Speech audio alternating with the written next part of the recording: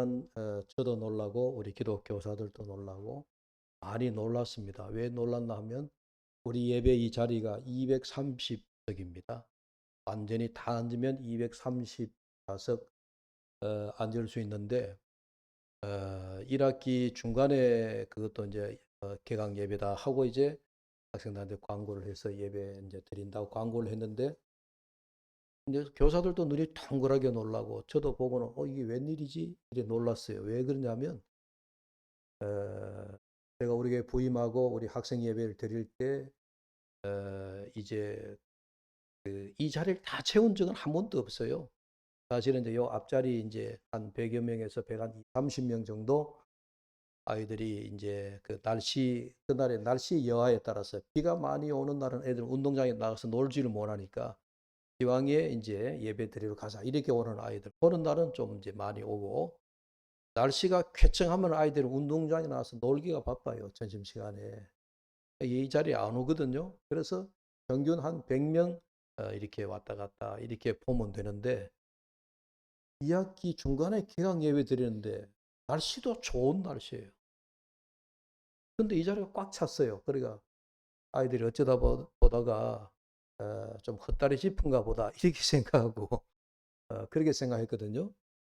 그런데 두 번째 주일에도 세 번째 주간에도 그래서 7월 달 총각 예배 드린 날까지도 늘 이 자리에 꽉 찼어요. 그리고 이제 한 학기가 마쳤거든요. 지난주 수요일에 이제 2학기 이제 개강 예배를 드린다 하고 이제 방송실에 잡은 광고를 내고 이제 아이들이 얼마나 올까 하고 1학기 때 아이들이 너무 이렇게 평소 같지 않게 우리가 상식에 벗어난 얘기. 코로나 3년 동안 예배를 못 드렸으니까 학생들이 다 예배도 애들이 다 잊어버렸을 것이다 하고 생각했는데 그 상식을 뒤집었잖아요.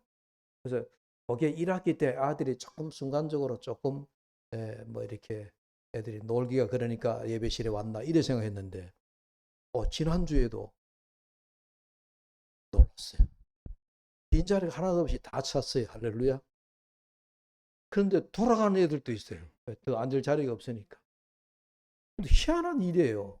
근데 아무리 해석을 하려고 해석이 잘 안 돼. 애들이 들어오려고 복도에 막 저기 보건실 앞에까지 막 줄을 막 섰는 거예요. 한 명씩 들어오면서 이제 스티커를 주고 이제 간식을 주니까 애들이 줄을 서가 오는데 여러분 집에 가면 먹을 게 넘쳐나는데 아이들이 그 비스킷 하나 받으려고 스낵 과자 하나 받으려고 애들이 줄을 서가지고 들어오겠어요? 저 같아도 그 간식 안 먹고 말지 하고 안 들어올 겁니다. 그죠? 그런데 보건실 저 복도까지 뭐 애들이 막 들어오려고 막 줄을 서가지고 들어오니까 이게 뭔 일이야? 이러면서 교사들도 예배를 들으면서 다들 흥분하고 뭐, 와 목사님 진짜 이상한 일입니다. 어쩐 일입니까? 도대체 이게 무슨 일입니까? 뭐 그런 거예요. 하여튼 놀라운 일이 벌어지고 있습니다. 이제 이번 수요일 날 또 이제 또 그러니까 기대하는 마음이 이번 수요일은 몇 명 오겠나? 그리고 또 기대가 해 보는데 그래서 교사들이 간식을 뭐 150개 준비했다가 모자라 가지고 아이들한테 대신 50개 뭐 더 가져오고 막 이런 일이 벌어져요. 개강 예배 때 이제 교장 선생님이 나와서 기도했어요. 예배 시간에 기도를 하는데 이 설교 본문 들어가야 되는. 교장 선생님이 이제 기도를 하시는데 개강 예배니까 이제 우리 장로님이 이제 중학교 교장 하다가 이제 이번 2학기부터 이제 고등학교 교장으로 이제 발령받아서 이제 고등학교에 오셨거든요. 박이점 교장이. 그래 이 장로님이 나와서 기도하는데 아이들이 막 교장 선생님이 나와서 기도한다고 아들이 박수를 막 치는 거예요. 아이들이 신기한 게 느껴졌나 봐요. 또 교장 선생님을 가까이서 보니까 아이들이 교장 선생님이란다. 교장 선생님이란다. 예배에 나오니까 교장 선생님 얼굴도 보고 교장 선생님이 기도하니까 또 이게 웬일이야 이러면서 아이들이 좋아가지고 막 박수를 막 치고 목사가 설교할 때는 박수 안 쳐도 교장 선생님 나와서 기도하니까 박수를 막 치는 거예요. 하여튼 그런 요상한 일이 지금 학교 안에 우리 기독교사회에서 일어났습니다. 그래서 지난 금요일 날 저녁에 교장 장로님 취임 예배 또 중학교에는 이제 우리 정용수 선생이라고 서문동교회 장로인데 이제 교감으로 승진해가지고 그래서 기독교사들하고 간단한 이제 취임 축하 예배를 드리고 그리고 저녁 식사를 했는데 우리 기독 교사들에게 제가 특히 교장과 교감 이제 승진해서 이제 된 그분들에게 에스더서의 4장에 나오는 말씀, 모르드게가 에스더에게 찾아가서 네가 왕후가 된 것이 이때를 위함이 아니냐. 장로들을 교장으로 세우고 교감으로 세운 이 학교에서 교장들이 또 교감이 장로님들이 하셔야 할 일이 뭐냐. 이 학교 안에 기독교의 복음을 확실히 세우는 일이다 하는 그런 이제 말씀을 드리면서 감사 말씀을 감사 예배를 드렸는데 하여튼 여러분들 기도를 많이 해주시고 또 지난주 그래서 수요일 날 예배 드릴 때 우리 윤영자 권사님이 감동이 되셔가지고 간식비를 보내주시고 그날 이제 아이들에게 간식도 많이 나눠줬어요. 고맙습니다. 할렐루야. 예. 이제 사도행전 9장에 제가 사도행전 9장에 오랫동안 머물고 있죠. 벌써 몇 번째죠? 세 번째인가요? 네 번째인가요? 예.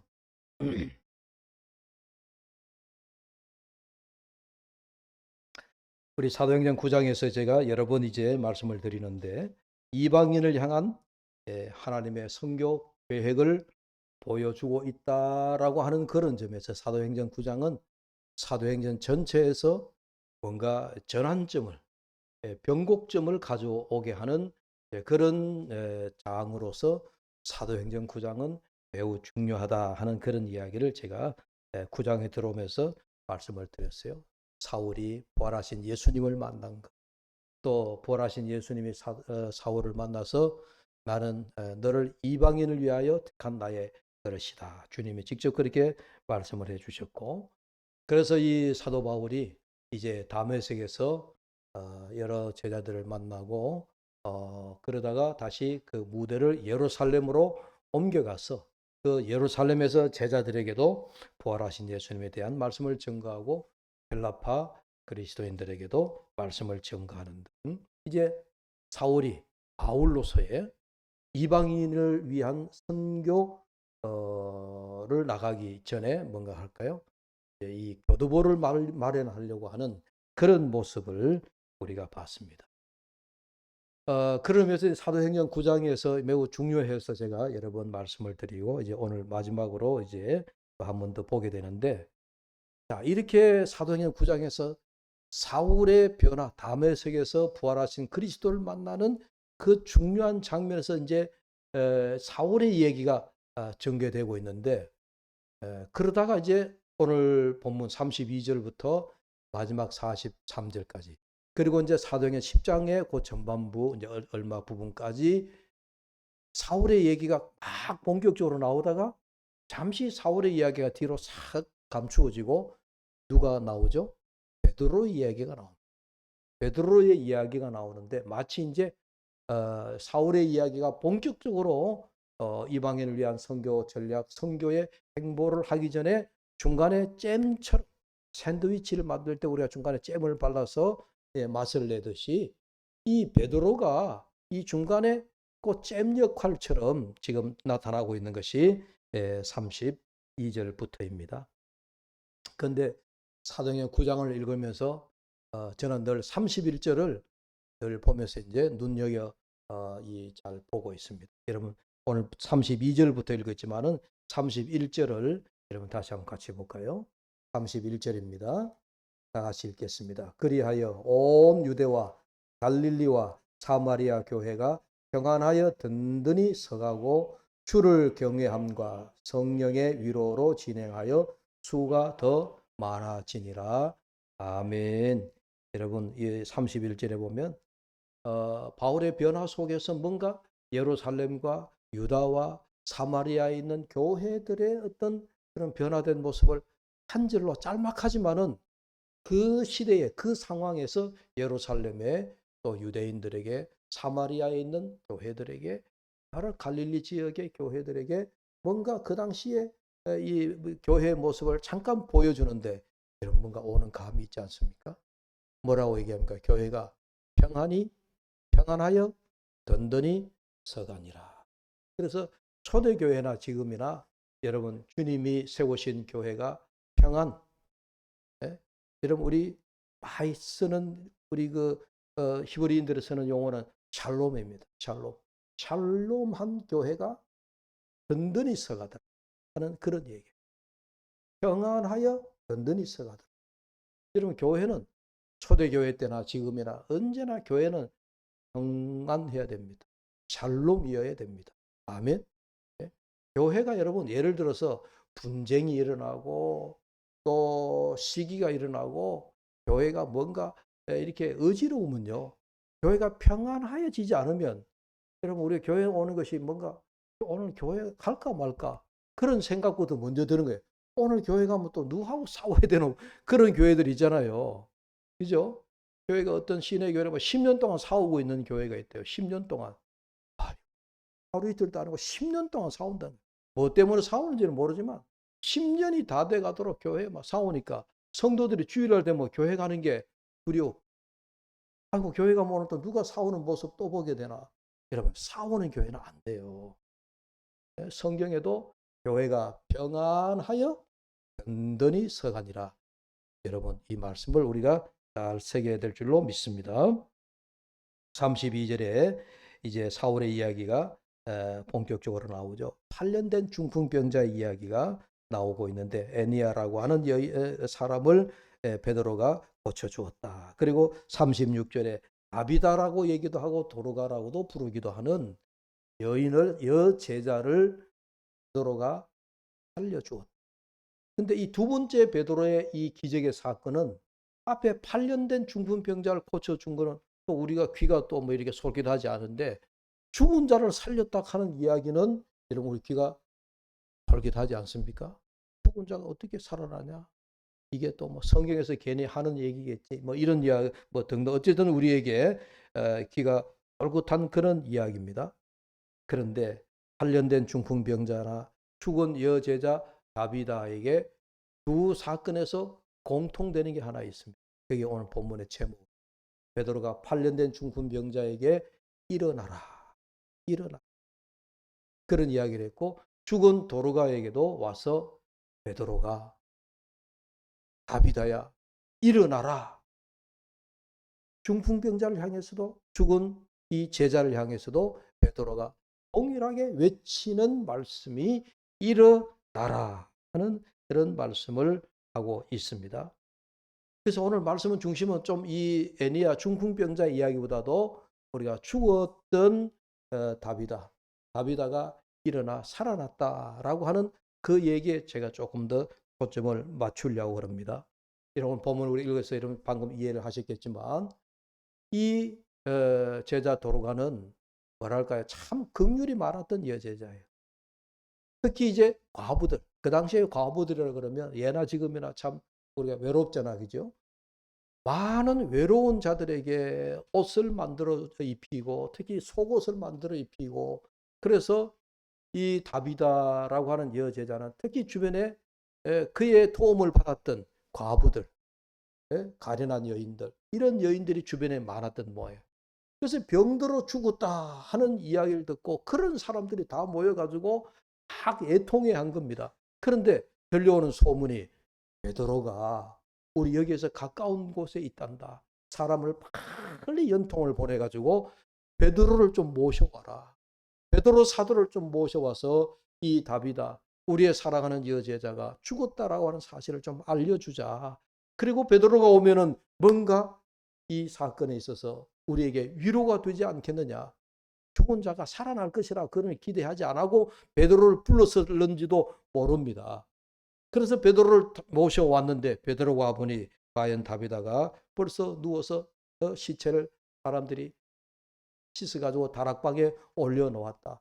그 장례식을 이제 준비를 하고 있는 것이죠. 여러분, 이 다비다에 대한 말씀이 있다 보면은 이 본문에서 또 중복적으로 나오는 단어 하나가 있는데 그게 시체라고 하는 말입니다. 죽었다라고 하는. 죽은 다비다를 사람들이 우리는 말하면 염을 한 거예요. 염을 해가지고 그래서 이제 장례를 치르기 위해서 이제 뭐 관에 넣었든지 뭐 이렇게 해서 염을 해가지고 딱 장례식 준비를 이제 다 준비해 놔놓고 이제 장례식 스탠바이를 다 해놓은 거예요. 여러분, 시신을 누가 닦았을까? 그 시신을 염을 누가 해드렸을까? 문득 그 생각을 하니까 여러분, 제가 목사 안수 받기 전에 이제 전도사로 있던 시절에 제가 목회를 하면서 제일 먼저 제가 장례식 했던, 그거는 제가 목회 끝나는 날, 제가 뭐랄까요, 제가 죽는 날까지 장례식에 가거나 어디 가거나 이건 생각하지 않을래야 뭐 저절로 생각이 나요. 내가 전도사 시절에, 내 목회하던 시절에 최초로 내가 장례식을 해줬던 그 사람이 생각이 나는 거예요. 나이가 많아서 정상적으로 죽은 사람이 아니고 젊은 사람이, 40도 안 된 젊은 사람이, 애기 아빠가, 그때 젊은 남자 집사가 죽었거든요. 회사 출근했다가 야간 근무를 마치고 돌아와서 밤에 잠을 자다가 새벽에 그냥 고스란히 심장마비로 죽었던 우리 젊은 남자 집사가 있어요. 그 부인 집사는 과부가 된 거죠. 저에게 전화 와서, 전사님, 우리 아무개 아들이 죽었어. 그 어머니 노모가 계셨는데 얼마나 울면서, 전사님, 우리 아들이 갑자기 죽었어요. 그래서 연락을 받고 벌써 병원에 가니까 시신 영안실에 들어가 있는데 냉동실에 탁 넣어놓고요. 그 앞에서 젊은 과부가 울고 있고 노모가 울고 있는데 참 그 장면은 제가 평생 잊을 길이 없는 거예요. 그래가지고 제가 병원에 관계자를 불러가지고, 나도 못 믿겠으니 이 영안실 한번 문을 열어달라. 이 냉동실 문을 열어라. 그렇게 얘기하니까 그 문을 열어주더라고요. 여러분, 벌써 시신이 냉동실에 들어가면 벌써 시신 차가워지잖아요. 그 냉동실 문을 열어가지고, 여러분 좀 얘기가 끔찍하죠. 시신 얘기하니까. 냉동실 문을 열어가지고 그 죽은 그 젊은 집사의 시신에 손을 딱 얹는데, 얹으면서, 하나님, 내가 능력 있는 예수님도 아니고 죽은 자를 내가 어떻게 살리겠습니까만, 하나님, 이거 어떻게 좀 할 수 없을까 하고, 그러면서 두 손을 얹고 기도를 했는데, 제가 지금도 그 느낌, 시신을 만진 그 느낌은 참 지금도 잊을 수가 없어요. 얼마나 싸늘하고 차가운 시신이, 사람이 죽었을 때 처음 만지면 온기가 있어서 따뜻하지만 죽어서 시간이 지나고 냉동실에 이미 들어가 있는 시신을 만지면요, 아무리 내 부모라 할지라도 죽은 시신 만지면 섬뜩한 느낌이 있습니다.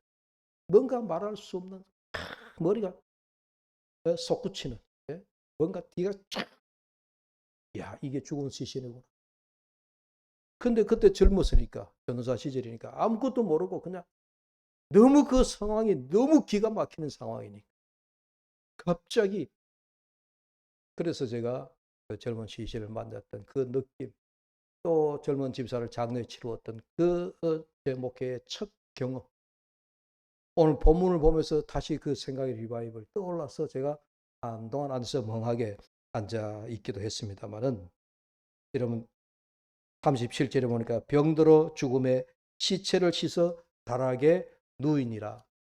여러분, 제가 경험했던 이야기를 하니까 여러분들이 그냥 듣지 마시고, 이 본문에서 그들의 사랑하는 여제자 다비다, 그 여제자 다비다, 모든 사람들이 애통해하는 한 사람의 그 죽음이 지금 참 말할 수 없는 어떤 그런 그 여러분 분위기를 좀 읽었으면 좋겠다는 얘기. 그래서 이 베드로가 왔는데 이미 시체를 다 씻어가지고 다락에 올려놓으니까 베드로가 와서 사람들을 다 나가게 하고 난 이후에 그 시체를 향하여서 외칩니다. 다비다야 일어나라. 40절에 보니까 다비다야 일어나라. 사람의 죽고 사는 문제, 여러분, 우리는 나이가 들어서 정말 우리가 뭐랄까요, 자연사하기도 하고, 우리가 생로병사라고, 태어나서 또 나이가 들면 병들어서 죽는다. 우리 인생을 네 글자, 생로병사. 여러분, 이건 참, 이거는 동서고금을 막론하고 이거는 누구도 부정할 수 없는 얘기죠. 얼마나 여러분 참 태어났어, 나이가 들면 병들어서 죽는다.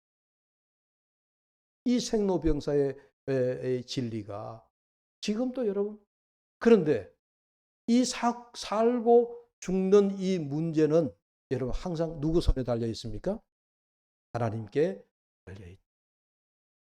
하나님의 손에 달려 있다 하는 것을 우리가 신앙생활하면서 여러분 아주 우리 인생에 뭐 나이가 들면 다 이런 우리가 생각에 달려 있지만, 그러나 여러분 언제나 살고 죽는 것은 하나님의 손에 달려 있다라고 하는 것을 이 시간 우리 모두의 고백이 될 수 있기를 바랍니다. 삶과 죽음의 고뇌가 여러분 어제 오늘의 일이 아니잖아요. 그래서 오늘 본문에도 사도가 죽은 한 생명을 바라보면서 그렇게 안타까워하는 마음을 가지고, 아마 저는 이 베드로가 지금 모든 사람들을 다 내보내고 이 다비다 죽은 그 여자 앞에서 그 외치는 외마디와 같은 그 기도가 저는 충분히 이해가 돼요.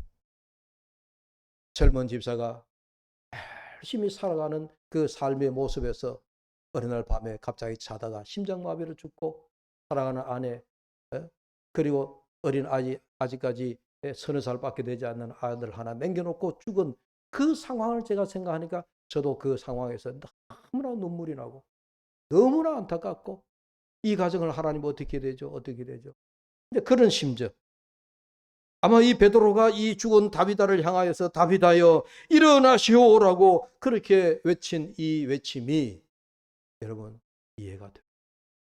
그런데 이 베드로의 외침이요, 그냥 외침으로 끝나지 않았어요.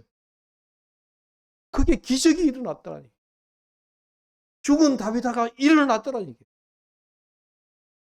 우리식으로 하면 옷을 툭툭 털고, 우리 한국식으로 말하면 죽은 사람은 뭐 수의를 입혔잖아요. 수의를 입히고 염을 해가지고, 요즘은 염하면은 우리 그 장례 지도사들이 입에 루즈도 바르고 그 살아 생전에처럼요 예쁜 화장을 해가지고, 그렇게 해가지고 꼭 살았을 때처럼요 제일 예쁘게 그렇게 다 얼굴도 화장도 시키고 그래요. 베드로가 다비다여 일어나시오라고 하는데 이 여인이 여러분 수의 입은 채로 툭툭 털고 일어나더라니. 놀라운 일이죠. 2000년 전이나 지금이나 우리는 여전히 사람이 죽고 사는 일에 참 놀라움을 금하지 않을 수가 없습니다.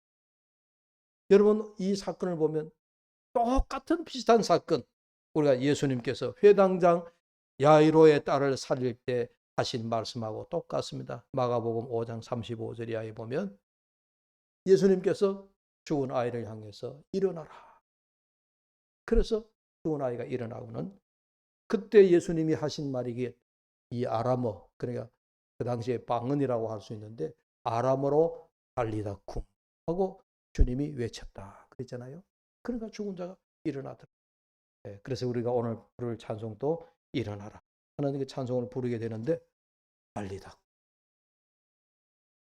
12살이었던 소녀가 예수님의 그 달리다 쿰이라고 하는 그 소리를 듣고 일어나서 걸어다녔다. 살아서 걸어다녔다. 근데 여러분 성경에 예수님이 부활하신 사건은 물론이거니와 이와 같이 야이로의 딸 12살 된 소녀가, 죽었던 소녀가 일어났다. 오늘 사도행전에 베드로가 다비다여 일어나시오. 죽은 다비다. 벌써 장례를 치르려고 염까지 다 해서 다락에 올려놨는데 그 죽은 다비다가 베드로의 그 한 외침에 일어났다. 죽은 자가 살아났다라고 하는 이 사실. 왜 성경에 이런 죽은 자가 살아났다라고 하는 이야기가 많이 나오는가 하는 생각도 듭니다. 그런데 이 사건 뒤에 예수님도 아니고 베드로가 왜 죽은 자를 이렇게 세우는 이런 놀라운 일이 오늘 성경에 나타나고 있는가 하는 것을 여러분 아무리 생각해도 그 연유를, 왜 이런 말씀을 그냥 우리에게 주시지 않았을 텐데 왜 이런 말씀을 주셨는가, 왜 이런 사건이 생겨났는가 하는 그 연관성을 한번 생각해 봤습니다. 죽은 자를 왜 베드로가 이렇게 세웠을까? 그래서 제가 서두에 말씀을 드렸지만 베드로가 중풍병자, 8년 된 중풍병자를 고치고 죽은 다비다를 이렇게 세워서 살아나게 했다. 이 사건으로만 끝나지 아니하고 10장에 가면 고넬료의 사건이 나오거든요. 고넬료는 이방인이었습니다. 이방인이면서 이방인의 반은 요즘 말하면 군대 장교였습니다.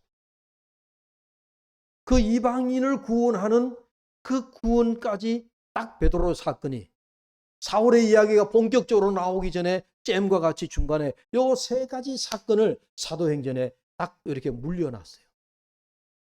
이게 연관성이에요. 다비다의 죽음에서 다시 살려내신 이 사건이 이를테면은 하나님께서 복음을 이제 유대인에게서 이방인으로 예루살렘에서 온 유대와 사마리아와 갈릴리로 이 저 땅 끝까지로 사도행전 1장 8절에 나오는 그 말씀과 같이 이 9장에서 이 두 사건, 특히 다비다의 죽음에 다시 살렸다라고 하는 이 사건에 의해서 고넬료 이방의 장교를 하나님께서 구원하시는 그 사건까지 마무리 짓고, 그리고 사울의 본격적인 이방인을 향한 전도 사역이 일어나고 있다. 그렇게 연관을 지어야 오늘 이 다비다의 죽음에서 살아난 이 사건을 우리가 이해할 수 있다 하는 그런 이야기입니다. 그리고 성경에 제가 아까도 말씀드렸지, 성경의 죽은 자에 대한 그 다시 살리심에 대한 이야기가 여러 번 나오는 이 이야기가 왜 성경에 이런 이야기를 중요시 여기느냐. 이건 이제 이를테면 이제 고대 사회에서 무엇보다도 이 죽은 자에 대한, 그리고 특히 죽은 자가 다시 살아났다. 예수님도 죽은 자 가운데서 다시 살아나셨다라고 하는 사건이지만, 부활의 사건이지만은 고대 사회에서는 이 사건만큼 더 중요한 사건이 없기 때문이에요. 지금도 물론 마찬가지지만은, 그러니까 지금은 과학적이고 합리적이고 뭐 사람들이 이성적이 너무 발달해가지고 지금은 믿지 않아야 하겠지만은, 고대 사회에는 죽은 자가 다시 살아났다라고 했을 때에 이 사건을 다루는 그 중요도가 굉장히 중요했다라고 하는 얘기예요. 어쩌면 그런 의미에서 우리 고대 사회가 오늘날 현대인들보다 더 사고가 철학적이다. 더 삶과 죽음에 대한 관심도가 더 많았다. 그렇게 생각할 수도 있습니다. 아무튼 죽은 자가 다시 살아났다라고 하는 이 이야기는 성경에서 그 자체가 우리에게 매우 중요하긴 하지만, 그러나 그것보다도 오늘 성경에는 분명히 다른 어떤 전하고 싶은 뭐랄까 통로가 아니었을까. 연관성을 생각해 볼 때 고넬료의 이방인의 고관을 전도하는 통로를 삼은 것이 아니냐 하는 그런 이야기입니다.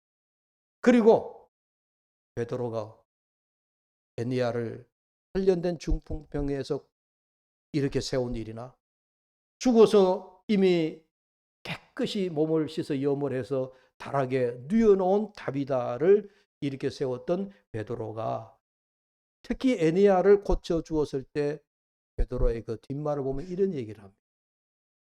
예수 그리스도의 이름으로 너를 이렇게 세웠다. 베드로가 자기를 얘기하지 않습니다. 그러니까 우리가 표면적으로 보면 베드로가 한 일 같지만은, 우리가 심층적으로, 신앙적으로, 영적으로 보면 그거 누가 했다는 얘기예요? 예수님이 하셨다. 베드로는 분명히 그걸 얘기하고 있어요. 여러분, 그 속에서 우리가 한 가지 생각해야 될 게 있어요. 뭐냐? 여러분, 속히 목회하는 목사나 또 우리가 능력 있는 능력자나 누가 할 것 없이, 여러분, 우리가 교회 일을 할 때, 주님의 일을 할 때 우리는 표면적으로 내가 하는 것이 아니라 우리는 겸손하게 주님이 하셨습니다. 이것이 우리 고백이 되어야 될 줄로 믿습니다. 베드로가 에니야를 이렇게 세울 때 예수님의 이름으로, 예수님이 하셨다 하는 것을 우리에게 은근히 보여주고 있는 것입니다. 그래서 예수가 그리스도이다라고 하는 것을 베드로가 나타내는 거죠. 베드로의 능력을 지금 얘기하려고 하는 게 아니에요. 예수님을 얘기하려고 하는 거예요. 다비다를 살린 것도 예수 그리스도요. 그 예수님이 에니야의 중풍병도 고쳤다라고 하는 것을 말씀을 하고 있는 것입니다. 그런 능력의 예수님이 이제 그 복음이 어디로까지 흘러간다는 거예요? 이방인에게까지. 이방으로까지. 그것이 이제 사도행전 10장에 고넬료가 예수 믿는, 고넬료가 구원받는, 고넬료의 가정이 온전히 복음으로 그리스도의 가정이 되는 그런 사건이 이제 사도행전 10장에서 이어지고 있습니다. 그래서 여러분, 다시 강조하지만 이 다비다의 사건은 죽음의 사건, 그 이면의 연관성으로, 그 이면에 주님이 오늘 우리에게 보여주시고자 하는 것은 이제 복음이 이방인으로 하는 통로가 열려졌다. 이제 이방인으로 향하는 복음이 이제 본격적으로 진격하고 있다 하는 그런 이야기입니다. 아주 놀라운 일이에요. 자, 이제 말씀을 우리 마무리해 봅시다. 오늘 사도행전 이제 10장에서 고넬료 집을 베드로가 방문해서 이방인을 어떻게 전도하고 구원하는지를 보게 되는데, 하나님의 계획이 이제 바울로 하여금 이방인의 사도로서 세계 선교사로 사역지를 옮겨가기 전에 베드로 사역에서 보여주는 것이 복음이 이방인에게로 나아가게 하는 교두보 사건이다. 통로를 열어주고 있다라고 그렇게 해석이 되어집니다.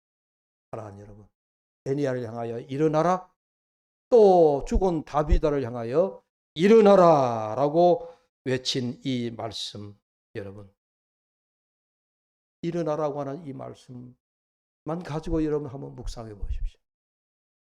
주님께서 오늘 우리가 어떤 모양으로든지, 육적으로 병들어 우리가 중풍병에, 혹은 뇌졸중으로, 혹은 우리가 아픔으로 우리의 영적인 상태가 누워 있다든, 아니면 다비다처럼 열심히 주를 섬긴다라고 했는데 원치 않는 병에 걸려서 죽어 있다든, 이게 죽었다는 것이 우리의 영적인 죽음이에요.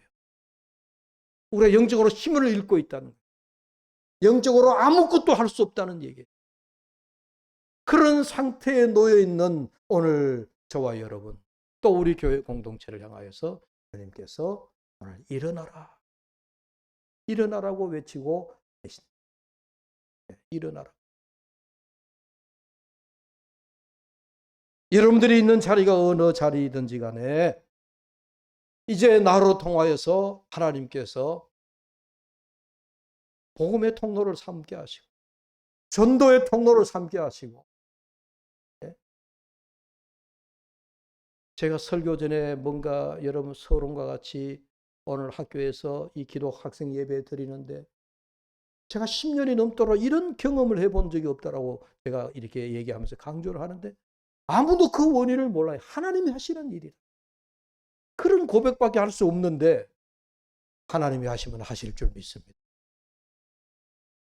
하나님의 능력과 하나님의 복음을 우리 안에 가두어 놓았던 것이 그동안 유대인들입니다. 그동안 대제사장들이었습니다. 복음이 우리 안에만 머물러 있어야 된다라고 생각했던 자들이 당시 제사장들이고 랍비들이고 서기관들이었습니다. 그런데 하나님께서 이제 그 복음의 통로를 열어버리십니다. 복음의 물길을 하나님이 터보신 거예요. 그러니 하나님께서 이방인의 사도를 위하여서 바울을 부르시고 베드로를 통하여서 죽은 다비다를 살리셔서 이제 너희들이 마음껏 복음을 이방인에게로 전파해라. 그래서 그 첫 열매가 고넬료잖아요. 우리가 왜 하나님 능력을 제한해야 되죠? 우리가 왜 하나님의 복음을 우리가 우리 안에 가둬두어야 되죠? 복음의 물길을 열어야 될 줄로 믿습니다. 하나님의 능력을 우리가 제한해서 되지 않을 줄로 믿습니다.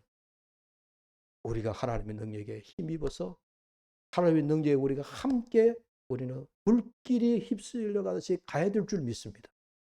일어나라. 이 말씀대로 이제 우리가 복음을 들고 뭔가 제가 여러분들에게 어려운 말로 고상한 말로 막 얘기하는 것 같습니다만 쉬운 말로 이제 여러분 사람을 살리는 일에 전도하는 일에 힘쓰자 얘기입니다. 교회가 여러분 하나님이 하시고자 하는데 우리가 왜 머물러 있는 얘기예요.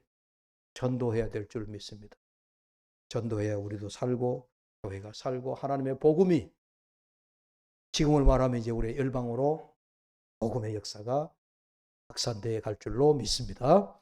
이런 하나님의 능력에 저와 여러분 귀하게 쓰임받는 도구가 되실 줄로 믿습니다. 기도합시다. 하나님 아버지, 하나님의 복음이 이제 드디어 갇혀 있다가 그 복음이 물꼬가 터졌습니다. 아버지 하나님, 고넬료에게로 이제 복음이 전하여지고 이제 이방인에게로 본격적으로 이 복음이 출발하는 진격의 명령을 기다리고 있는 것 같습니다.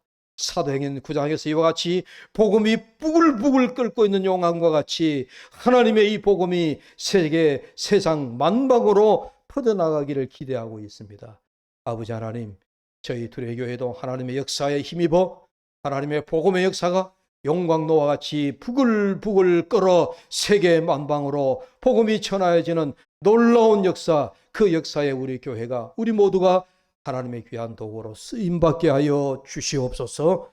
예수님의 이름으로 기도하옵나이다. 아멘. 예, 우리 일어나 걸어라. 주보 뒷면에 있습니다.